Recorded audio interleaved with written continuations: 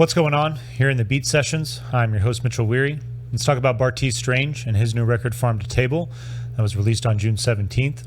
This is his second studio album and his follow-up to his 2020 debut, Live Forever, and I'm thrilled about discovering this guy. This cat is a new age Renaissance man through and through, an immensely talented individual. You start reading his bio, and it feels like there's nothing this guy hasn't done in his 33 years on Earth. So aside from being really impressive, I think that once you start listening to his music, there's this added profundity that goes along with knowing what this guy is all about, what he's done in his life, and how that breadth of experience influences his artistic process. His mom was an opera singer and an educator her whole life. His dad, an engineer in the military. So he was actually born overseas and then moved around a bunch as a kid, which, I mean, that's its own unique experience in and of itself. But he talks about being a pretty straight-laced kid, and he was the type of kid that, like I said, could do it all. In between doing 2-a-days of football practice in the summertime, he was going to opera camp. And there was a lot of people that seriously thought that he was going to make it into the NFL. He was that talented of a football player.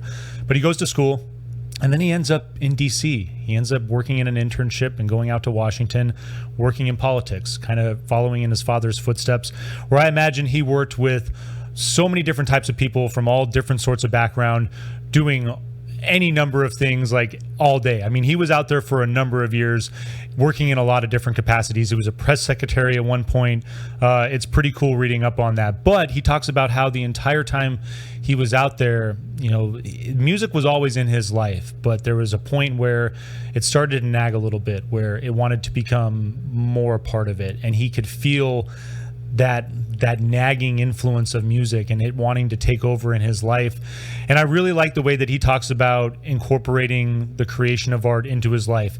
It resonated with me because it's how I feel about this channel. I wish I could have gone full on in with this thing and committed 40 hours a week to it, or all the time that I needed to get this thing to where I wanted to be. But it's a slow process. I have other obligations, and so did he. And so I dig his process. It resonates with me. It's really organic, and I think there's a lot of people that experience that. The grind can be slow. If you're an artistic person, I think that, you know, Bartees is the type of person to look at and to admire for his persistence and for just grinding away at it and, you know, sticking to your other obligations while, you know, making those sacrifices and continuing to make your art and continuing to make that shift in allowing it to be more dominant in your life. So it's great that he's reached a point where art is first and foremost. He's finally reached that spot, and, you know, he has a career and he's blowing up. There's a lot of very positive feedback on this record, a lot of people talking about it, and rightfully so. His style of indie rock and roll is infectious. There's so much going on. There's jazz, there's hip hop, there's country. You know, he works just about everything into his music, and seamlessly too. It's really just, it's on a level like unlike a lot of other people. Frankly, there's a lot here that reminds me of a band like Block Party, a lot that really reminds me of Kili Okereke. But there's just more to the music, I feel, than to Block Party. I feel a little bit of U2. I feel that, you know, Bartees has a great pop sensibility. There's times where, you know, I'm not really a big fan of pop punk, and there's some melodies on this album where his voice especially, it almost kind of reminds me of Panic at the Disco, which I'm not a fan, but, you know, he never fully crosses that threshold. I mean, it just reaches for it, but there's enough going on, and it's just, I'm really just impressed with the way that all these compositions come together, and with this album as a whole. 10 songs, 34 minutes, no filler on this thing whatsoever. From start to finish, you're just going to be just on the edge of your seat, enjoying the heck out of this thing. It kicks off with Heavy Heart. You get these arpeggiated guitar in the intro. The vocal enters, and I love the dynamic melody that introduces the song and the album as a whole. It's sorrowful but hopeful as well. And you know, the album title really kind of says it all.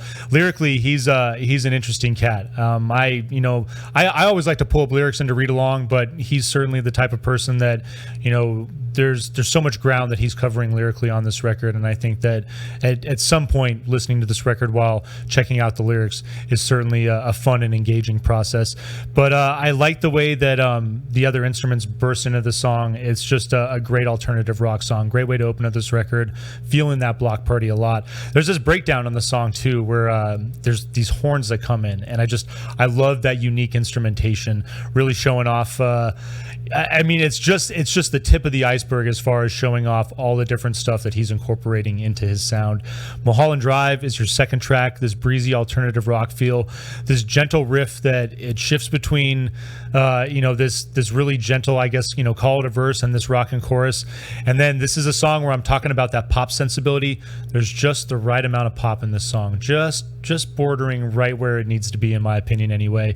Wretched is your third track. It's got these light soaring guitars with this vocal in the intro, this electronic feel, and this thing, it just turns into a banger. I really like the way this song fills out and just rocks on in the end.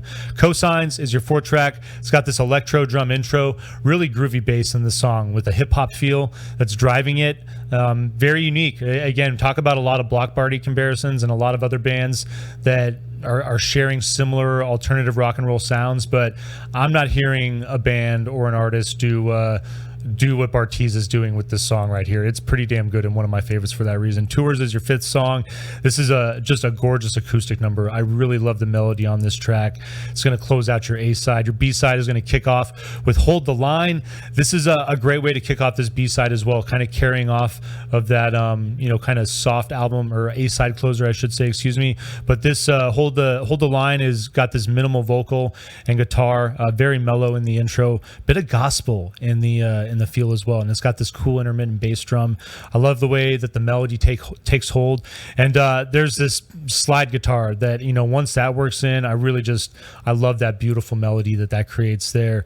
We were only close for like 2 weeks. I love that snarky song title, mostly instrumental.